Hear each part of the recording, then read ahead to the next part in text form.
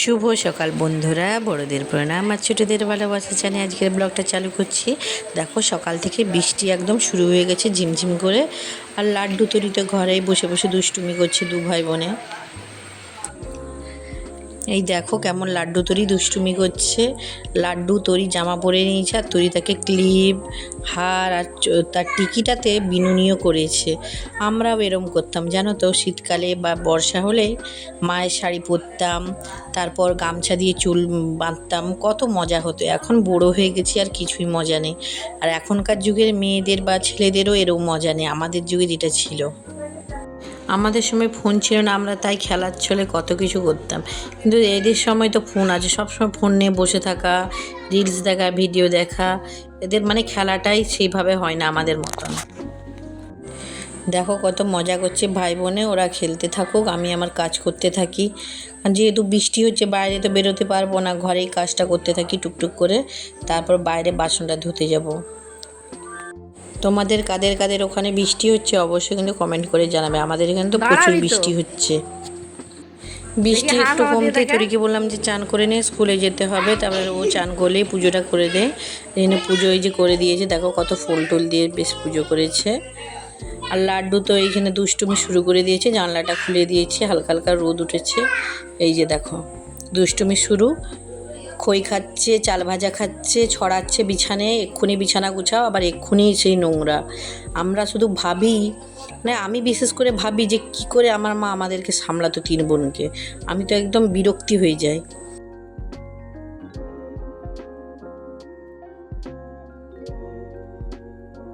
দেখো লাড্ডু ট্রেনে চেপেছে,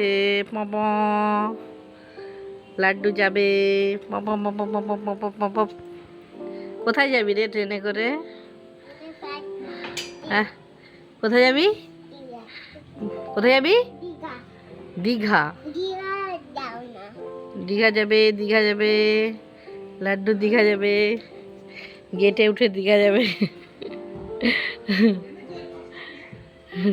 দেখি দীঘা যাবে সে।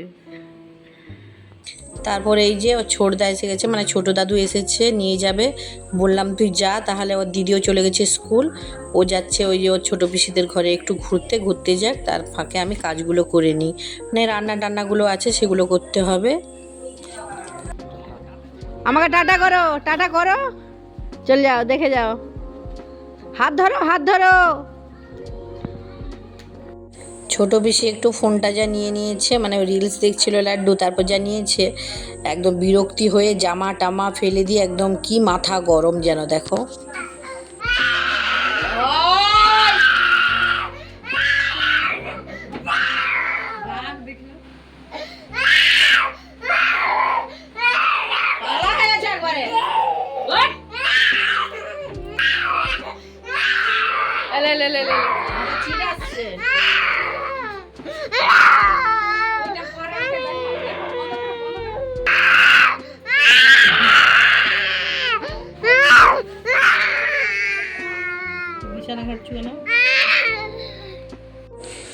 তাল ছুঁড়তে বসে গেছি। অনেকবার তো তালের পরোটা বা তালের রুটি টুটি সবই খাওয়া হয়েছে, গুলগুলিও খাওয়া হয়েছে, কিন্তু যেহেতু কদিন ভিডিও করিনি তার জন্য দেখানো হয়নি।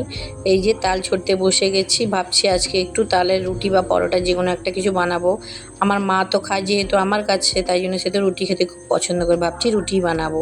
এগুলো ছুঁড়ে নিই, এখন লাড্ডু তো আসেনি, চান টান করে নিয়েছি। তারপরে ভাবলাম যে লাড্ডু যেহেতু একটু আসতে দেরি আছে, তাহলে একটু আটাটাও মাখিয়ে রাখি, তারপরে রেখে দেবো ঢাকা দিয়ে, তারপরে বিকেলবেলায় করব।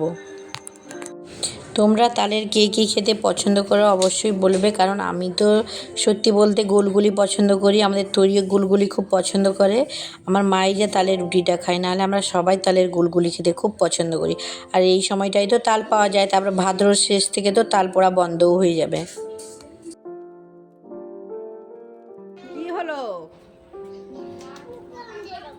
ফুচকা আনতে যাবি? কার সাথে যাবি? হ্যাঁ, দাদা ভাইয়ের সাথে যাবি? দাদুর সাথে যাবি যে? তুই কোথায় দাদুর সাথে যাবি যে ফুচকা আনতে? ওই তো দাদা ভাই দাঁড়িয়ে আছে, ধর ধর ধর ধর, বল তুই দাঁড়া।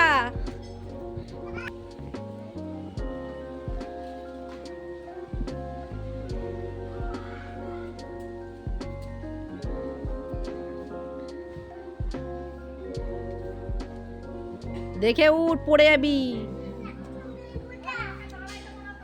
তোকে দাঁড়াতে বলছে তোর মা, তোজো বসে গেছে, চলাই।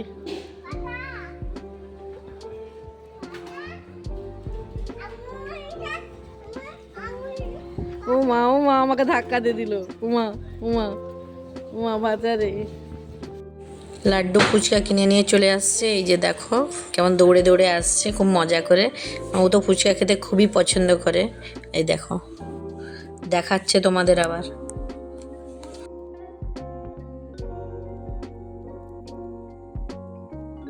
লাড্ডু তো নিজে নিজে বাটি নিয়ে এসে ফুচকা বাড়তে লেগে গেছে। লাড্ডু তাহলে ফুচকাটা খেতেই থাকুক, আর আমিও তার ফাঁকে নিজেও এক দুটো লাড্ডুর থেকে নিয়ে খেতে থাকি। তোমরা সবাই ভালো থাকো, সুস্থ থাকো। পরের ভিডিওটি দেখার জন্য চ্যানেলটি সাবস্ক্রাইব করে দাও। দেখতে থাকো লাড্ডু তৈরি ব্লগ। দেখাচ্ছে পরের ভিডিওতে। টাটা।